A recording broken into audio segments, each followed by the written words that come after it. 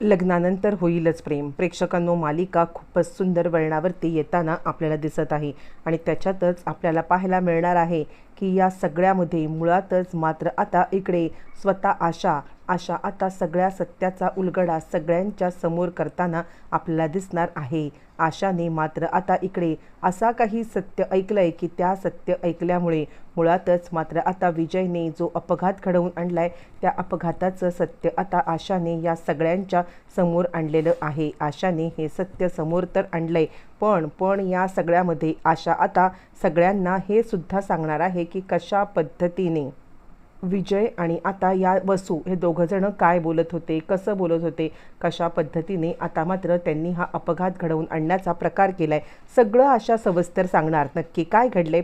इकडे फायनली नंदिनीने खोटं पोट तर लावलेलं आहे आणि खोटं पोट लावल्यावरती मात्र आता इकडे तिला पाहतोय तो म्हणजे जीवा आणि नंदिनीला खरंच आपण प्रेग्नंट असल्याची भावना निर्माण झाली आणि ती खूपच खुश झालेली आहे आणि ती विचार करते, खरंच जीवा, देवाने जर का आपल्या हातातून हे सगळं हिरावून घेतलं नसतं तर किती छान झालं असतं ना. मला खरंच या सगळ्यामध्ये इतकं वाईट वाटतंय ना की आता देवाने आपल्यासोबत हा अन्याय का केला, का बरं आपल्यासोबत हा सगळा प्रकार केला.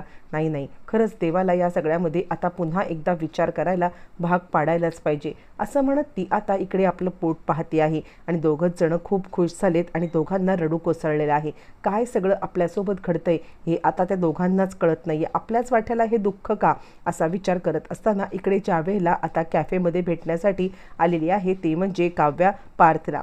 ज्या वेळेला पार्थला ती कॅफेमध्ये भेटायला आले आणि त्याच वेळेला मात्र आता इकडे तिला तिची मैत्रीण म्हणजे दिव्या आणि पार्थ यांचे असे काही फोटो दाखवते की ज्याच्यामुळे काव्याच्या रागाचा पारा आता चढतो आणि हे सगळं तिला आता खूपच रागाच्या टोकाला घेऊन जातं. म्हणजे तिच्या रागाचा पारा असा काही चढलाय की त्यानंतर मग आता ती विचार करते, हे चाललंय तरी काय बरं. तोपर्यंत हे सगळं चालू आता इकडे वसू विचारत आहे ते म्हणजे स्वतः आता इकडे विजयला ती विचारते, काय झालं विजयराव, म्हणजे तुम्ही या सगळ्यामध्ये काय त्या कारची विल्हेवाट लावली का? कुणालाही कळणार नाही आहे ना की आता तुम्ही काय केलं होतं ते. आणि त्यावरती विजय म्हणतो, अजिबात काळजी करू नको, त्या कारने कुणाला धक्का दिला होता किंवा त्या कारमुळे कुणाला धक्का लागला होता हे सत्य कुणालाही समजणार नाही आहे. कारण काहीही झालं तरीसुद्धा आता इकडे ती कार तिची अशी काही विल्हेवाट लावलेली आहे की कुणालाही या सगळ्यामध्ये काही सत्य समजणार नाही आहे. आणि असं म्हटल्यावरती मग आता ती सांगायला लागते, बरं झालं पण त्या कारने नंदिनीला धक्का दिला हे सत्य तर आता समोर नाही ना येणार. यावरती तो म्हणतो, अजिबात नाही, नंदिनीलाच काय, आपण आता काव्याला धक्का द्यायचं ठरवलं होतं, कुणाच्या समोर आता हे सत्य येणार नाही म्हणजे नाही. असं म्हटल्यावरती तिकडे नेमकी आशा आल्यावरती हे दोघं जण चांगलेच आता गडबडलेले आहेत.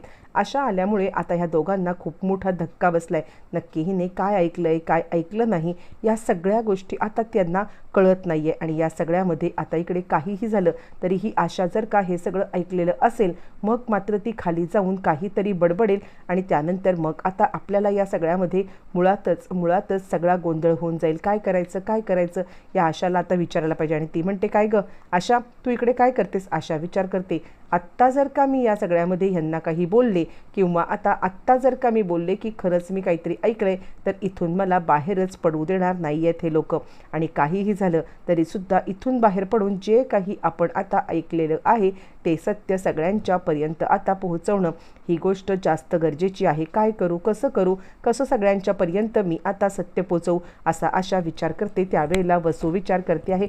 वसू तिला बोलते, काय गं, काय चाललंय काय तुझं? म्हणजे आता तू इथे काय ऐकत होतीस? आमचं बोलणं चोरून ऐकत होतीस का? तुला आत्ताच्या आत्ता सगळ्यांच्या समोर नेऊन नाही ना धडा शिकवला? त्यावरती आशा म्हणते, मी काही नाही ऐकलेलं आहे. बरं, आशा इथे विचार करते, नाही, हे दोघं जण बोलत होते की यांनी आता नंदिनी वहिनीला धक्का दिलाय आणि हे सगळं काय आहे, मला आता या सत्याचा अजिबात हे नाही लागत आहे. मी काहीही झालं तरी आता नंदिनी वहिनींसोबत बोलू का? नंदिनी वहिनींसोबत बोलू की आता घरच्या सगळ्यांनाच सांगू? नाही, काहीतरी गडबड चाललेली आहे. मला आता हे सत्य सगळ्यांच्या समोर आणलंच पाहिजे. म्हणजे हे दोघं काव्याला धक्का देण्याचा प्रयत्न करत होते पण काव्याला धक्का देता आला नाही तर तो धक्का नंदिनी वहिनींना पोहोचलेला आहे. पण नंदिनी वहिनी काहीच बोलल्या नाहीत. मग हे कशाबद्दल बोलत होते?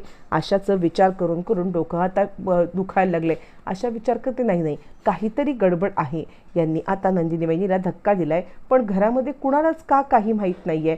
कुणीच या विषयावरती काहीच का बोलत नाहीये असं आता आशा विचार करते. पण ठीक आहे, कुणीही काही बोललं नाही तरीसुद्धा मला या सगळ्यामध्ये सगळं सत्य समोर आणलं पाहिजे. आणि आशा सगळ्यांच्या समोर आली आणि त्याच वेळेला आशा आता सांगायला लागते मानिनीला, मला तुम्हाला काहीतरी सांगायचं आहे. आणि मानिनी म्हणते काय काय बोल ना. त्यावरती आशा मात्र तिला सांगायला लागते मी आत्ता इकडे वसू आत्या आणि या दोघांच्या रूममध्ये गेले आहे ना, तोपर्यंत मला इकडे मी ऐकलं होतं की या दोघांनी काहीतरी म्हणे आता धक्का दिलाय म्हणून कारने. यावरती मानिनी म्हणते काय बोलतेस. आणि ती आता जीवा आणि नंदिनी या दोघांना बोलव आणि ती म्हणते काय ग नंदिनी, काय आशाने काय ऐकलं, आशा काय बोलत होती. आशा आता सांगत आहे की तुम्ही दोघं जण कुठे गेला आणि तुला कारला या विजयने धक्का दिला. अगं काय. आता नंदिनी गडबडलेली आहे. नंदिनी विचार करते काय हे मी ऐकलं, म्हणजे त्या दिवशी जो मला धक्का देण्यात आला होता तो खरंच याने धक्का दिला होता. तिला पण आता मात्र काहीच कळत नाहीये की सगळं हे काय चाललंय, कसं चाललंय आणि हे सगळं काय घडतंय. म्हणजे त्या दिवशी आणि त्यावरती मग आशा सांगायला लागते मुळातच मी ह्या दोघांचं बोलणं ऐकलेलं आहे. ते दोघं जण चर्चा करत होते की काव्याला धक्का द्यायचा होता, पण तो धक्का लागला तो म्हणजे आता इकडे नंदिनीला. काव्याच्या ऐवजी नंदिनी अडकली गेली. हे सगळं सत्य ऐकल्यावरती मुळातच मात्र आता जबरदस्त धक्का बसलेला आहे, तो म्हणजे स्वतः आता इकडे नंदिनीला. आणि नंदिनी विचार करते अरे देवा, हे सगळं काय चाललंय. म्हणजे तो काव्यासाठी रचलेला ट्रॅप होता आणि त्याच्यात मी अडकले. आणि त्यावरती काव्या म्हणते काय आहे वसू आत्या बोलायला. आणि त्यावरती लगेचच सगळेच जण चिडतात आणि वसू आणि त्याच्या अंगावरती धावून जायला निघालेले आहेत. आणि त्याच वेळेला मग आता इकडे विजय सांगायला लागतो काय उगाचच आपलं काहीतरी बोलायचं म्हणून कसला धक्का. नंदिनी तुला आता कसला कारचा धक्का बसलाय का. आणि तुला जर का कारचा धक्का बसला असता तर आता नंदिनी इथपर्यंत आली असती का. म्हणजे काहीही झालं तरी नंदिनी या सगळ्यामध्ये प्रेग्नेंट होती ना, मग प्रेग्नेंट नंदिनीला धक्का बसला असता तर नंदिनी आत्तापर्यंत किती गोंधळ घातला. बोल नंदिनी बोल. अगं असं काही झालं असतं तर आत्तापर्यंत तू गप्प बसली असतेस का. एका प्रेग्नेंट बाईला धक्का बसतो आणि ती घरामध्ये काहीच सांगत नाही असं होईल का. असं म्हणत विजय आता पळवाट काढतोय जेणेकरून त्याला या सगळ्यामध्ये काहीही झालं तरी सुद्धा आपल्या अंगावरती काहीच यायला नको आहे. आणि त्यासाठी तो आता हे सगळं करतोय. आणि त्याच वेळेला मग आता इकडे तो सांगायला लागतोय बोल नंदिनी बोल का या सगळ्यामध्ये असं आता तू गप्प बसशील. आणि असं म्हटल्यावरती मग आता लगेचच इकडे नंदिनी सांगायला लागते 1 मिनिट.